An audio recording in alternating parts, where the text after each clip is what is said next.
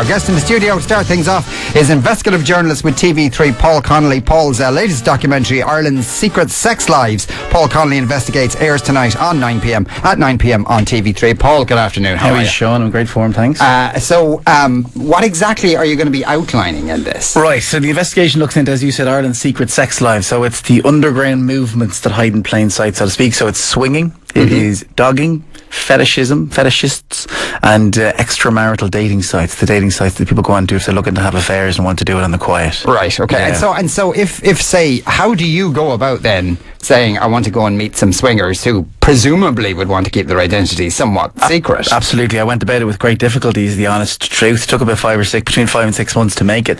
What I've done is two strands. So there's undercover footage, and the footage that I had to get that people simply wouldn't give me, and then I did the straight sit-down interviews. So there's like 4 or 5 swingers. There are people that are doggers.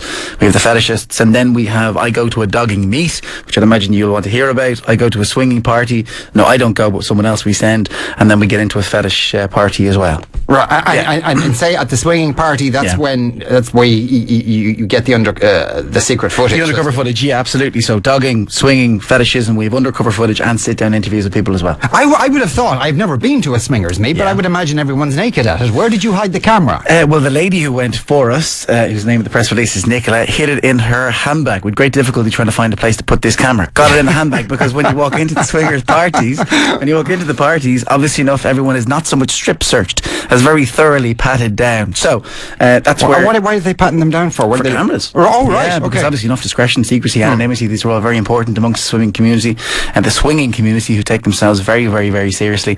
But you're not naked. It's all very normal. It's surprisingly normal. You go in, you have a chat. Like, people will see the footage tonight if they watch the show. Everyone's standing around the kitchen, they're smoking, they're drinking, they're having a chat, then they move into the sitting room. Some people start to have sex in the sitting room in the open. These are the very, very confident people.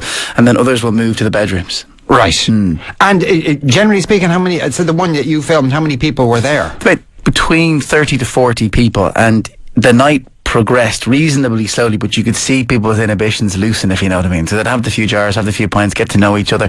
You don't swap names. There are obviously rules involved. You don't swap names. You might use kind of handles or internet names, because that's how people would generally meet each other. You swap no personal details whatsoever.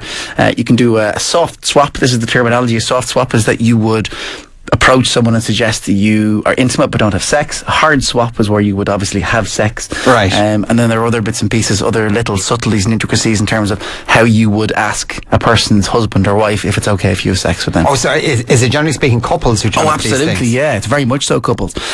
Single men aren't welcome. Right. On all of these sites, it's very explicit. Single men, don't bother, don't waste our time, because too many single men will obviously want to go along to these things. But single women are welcome. So it's women, single women and couples. Right. And are they all ugly? No, they're not. Surprisingly not. There were a number of stereotypes and myths that I was very interested to bust, both for myself and for the show. Age profile between 20 and 45, from very attractive to very unattractive. We cover both of them on tonight's show, so you will see. Obviously, you don't see people's faces, but no, they're not ugly. If you're at a swinging party, though, and you're the ugliest person in the room, how does that work? It's a very democratic system. It works quite well for them, actually. On the bed, so towards the end of the swinging footage, you see about 14 to 15 people, kind of bodies writhing on this one bed, and they don't discriminate on, age, looks. Nobody seems to be shallow with these parties. If you're there, you're seen as an equal. That's the right, and everybody ends up together on the big bed. Yeah, very much so. So, as I said to you, you can see the progression. Like, people would, in the room, the woman that we sent in, she's in there for a good 45 minutes to an hour, because it's perfectly acceptable to be a voyeur. So you can stand there and watch, or you can get involved. Right. And people actually almost commentate on it as it's happening. Oh, that looks nice. That looks like, There'd be kind of Eamon Dunphy swinger types there. Almost. That's rubbish. Almost those kinds. But as people sort of loosen up a little bit, you see more people filing into the bedrooms, and that's towards the end of the night. That's when things get busy, so to speak. And why do they do it? Very different mindsets. We speak to a psychosexual therapist, because that was one thing obviously I want to try and get across to understand, because the sensationalist bits and showing all these things being gratuitous, that's a bit easy. So I wanted to know exactly why they do it. She said that swinging especially is sort of a fantasy that someone will cultivate and harbour over a number of years. Then they might broach the subject fairly bravely with their partner. If the partner is into it, they'll give it a try. So it's just the actualisation of a fantasy in a safe environment, is how it was put to me. I don't even know what that means. Well, that's That's what she told me. Yeah. So my question would be more along the lines of, are you not getting enough at home, Mrs.? I think they're just no. Okay, yeah, I understand what you mean now. Right, I think they're just slightly bored. For a lot of these people across the full spectrum of what I cover in the show, conventional sex doesn't interest them. They've done all that. Now they want to move on and do something different, something illicit, and something that society says they shouldn't. That's part of the thrill in all of this as well. And is it something that they do for a while and then they get bored with it? Or because you could be meeting the same people. Yes, I think it is. I think initially there's kind of a burst of interest. But what I found with the couples as well, and I thought this was interesting, is that it doesn't seem to be able to work on a long-term basis. Because again, therapists said to us, people do it, one person wants to do it more than the other. That's always the case. So then one person will eventually say, look, to be honest, I didn't really want to do this anyway. I did it for you. Now it's starting to, sicken me slightly seeing you with other people. I'm getting jealous. I want to get out. And it seems to slowly deteriorate in all the cases we dealt with. Initially they went, sounds terrific. But then once the realities of swinging and watching your partner have sex with someone else and being intimate with someone else, they seem to lose interest. Yeah. That could be fairly damaging to relationships. Very, very damaging. One of the interviews that I did, they almost broke up during the interview because it was the first time anybody had asked the woman. I said, well, look, do you think in a long-term relationship swinging is something that can last, that can continue? And she said, well, look, I've been thinking this for a while, and I really don't think that we can continue to go out. Sorry for laughing, but you'd think they'd had this conversation before. But these are difficult things to broach, I suppose, aren't they, really? So it's all right to go and have sex when it's a complete stranger. Yeah, she took her opportunity. I never thought to ask you how you feel about this. Sorry, you should mention that. And were there any instances when people, because presumably you want to be everybody wants to be anonymous, but you can just rock up to one of these things and there's your butcher or your bank manager. Absolutely. There are swinging guidelines, and in the swinging guidelines there is a very kind of strict how to deal with situation of if you bump into someone that you know. But it's very, very possible. Sure, look, people from all walks of life. You find builders, plumbers, politicians, anyone, bus drivers. You know yourself. They were anyone and everyone. Did you hear any whispers of any? Obviously, we can't name them. But any famous swingers? Oh, very much so. Absolutely, yeah. There were plenty of whispers, none of which obviously enough I could repeat. Yeah. But there was talk as well of swingers parties. Apparently, the army are heavily involved in swinging. Apparently, Athlone is the swinging base of Ireland, and in Athlone and various places across Ireland and in Dublin as well, you will find swingers clubs, not unlike the stonemasons, where you can get in for 10 to 20 grand. And these are where you'll find the barristers, the judges, the policemen, the Gardaí, etc. But you have to pay big money, 10 to 20 grand, and that kind of guaretees you some level of secrecy that these parties and apartments can't, apparently. And to get into any sort of a swinging club, depending on, is it mostly through the internet you gain access to this? Exactly. There's about 4 or 5 different websites that cater specifically to swingers in Ireland. So you will put up a profile. They're very, very strict, taking themselves very, very seriously. You put up a profile.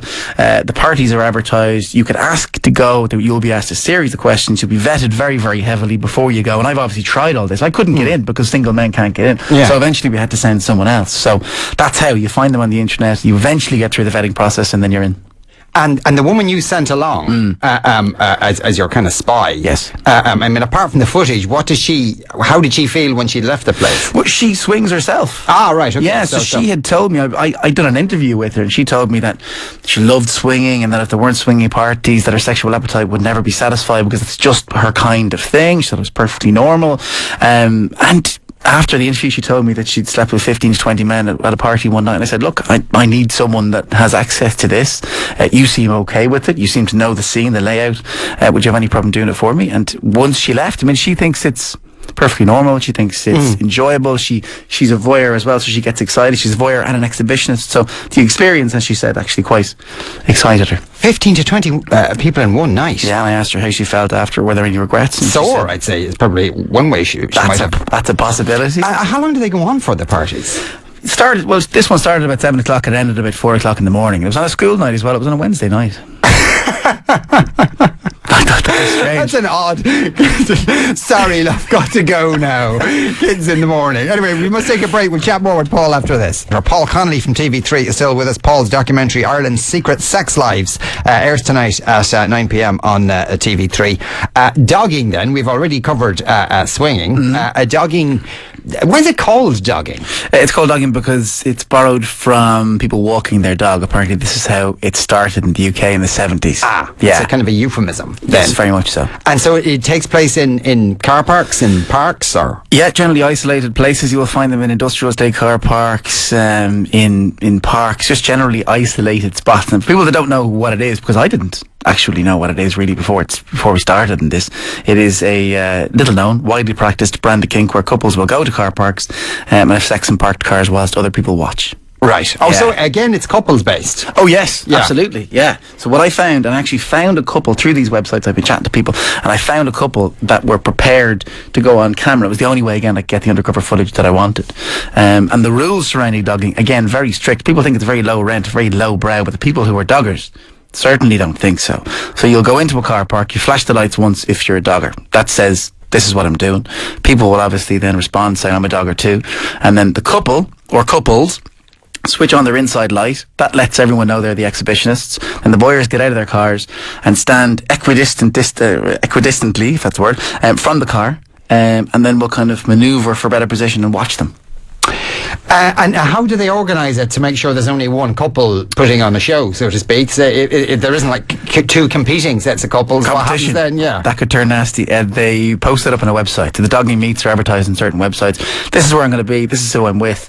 This is what car we're driving, and they'll invite either couples or singles. Right. Yeah. And are many of these places around the country? There are huge numbers of them. And genuinely, I'm not just saying this to sensationalise the whole thing. I was shocked by how many there are. There are websites solely dedicated to dogging spots.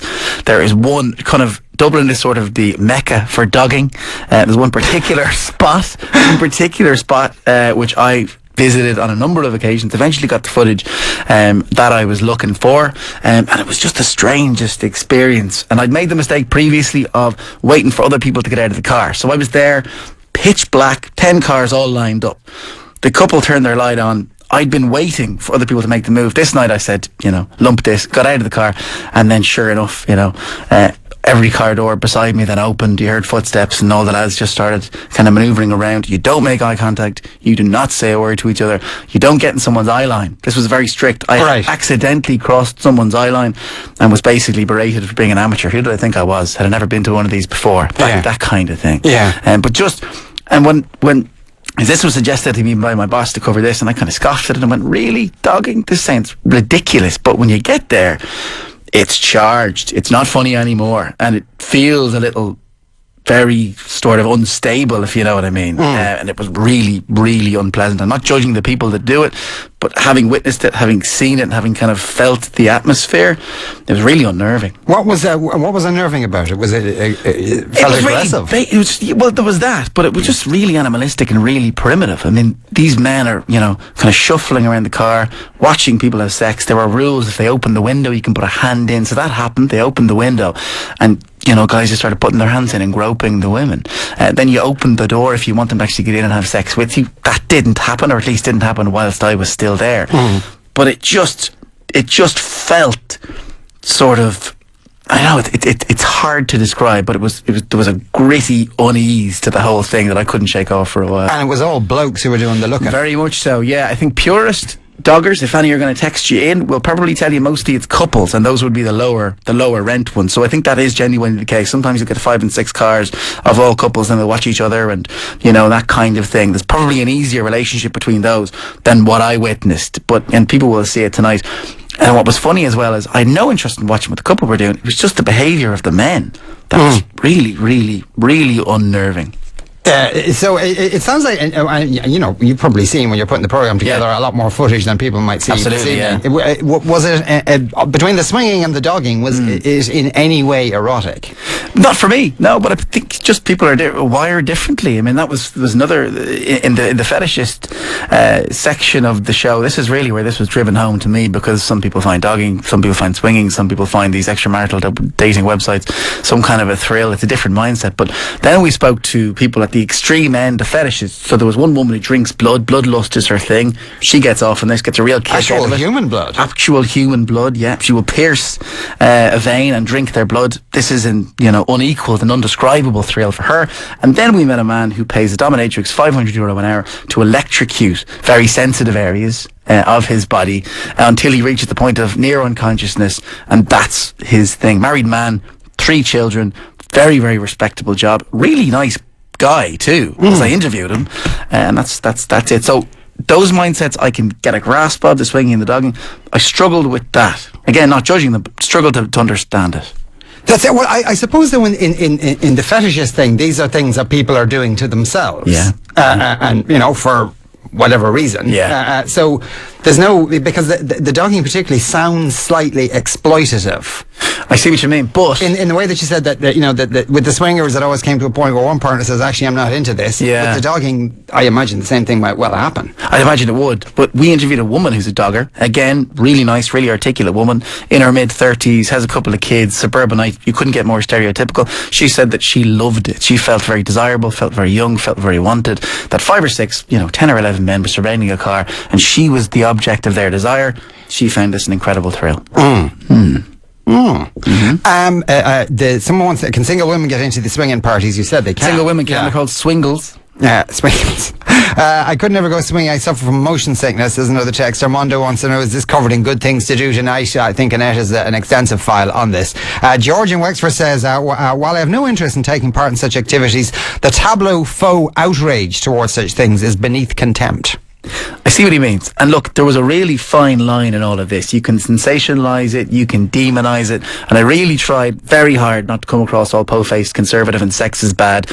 Told the story, met the people, whatever you're into, that's absolutely fine, but I wanted to prove it happened. I didn't believe dogging existed. Swinging, I'd never had any idea it was booming to the degree it is in Ireland's underground, and fetishism as well. So it's just, they tell the story, but at the same time, there's none of that po-faced. The people that you interviewed, presumably they had some sort of perception of themselves as being somehow different. Whether it being, the woman that you said who slept with, 15 shops in a night must have a sexual appetite which is larger than the norm. Yes, very much so. Someone described to me quite well. I was chatting to a friend about this recently, and he said they seem to live in a different moral universe insofar as what some people would just simply not consider doing.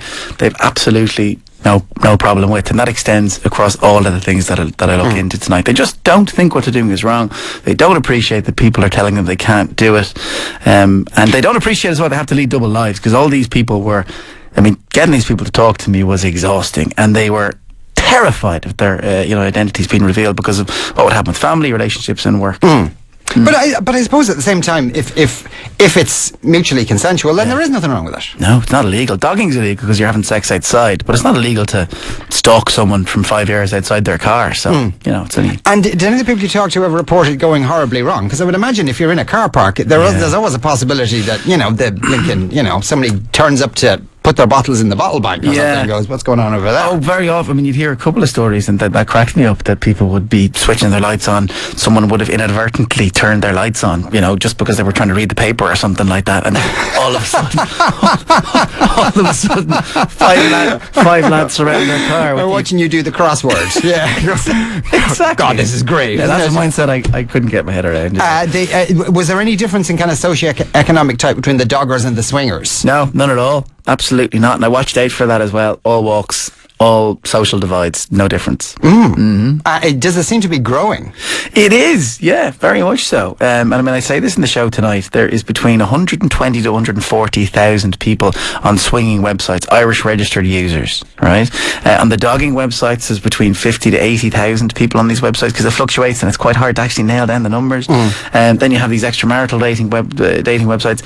Absolutely. It's all on the rise, yeah. And for the dogging, what do they do if poor weather and they have to abandon, because presumably you can't see anything then if it's lashing rain? This is true. I think rain delays play, but I think that's pretty much it, because the night that I was there, I think it was January that we eventually got the footage, and it was absolutely Baltic. It was freezing cold, but it didn't deter anyone. They were outside the cars, and not a bother on them. So say during the snow last year, that wouldn't have put them off at all? They'd have been marching through snowdrifts just to have a look at a bit of nookie. Not a bother on them. Wow, these people really like what they do then. Paul, thanks very much for coming into us tonight. That's at 9 p.m. tonight on TV3. Paul Connolly investigates Ireland's secret sex lives. Paul, thanks a million.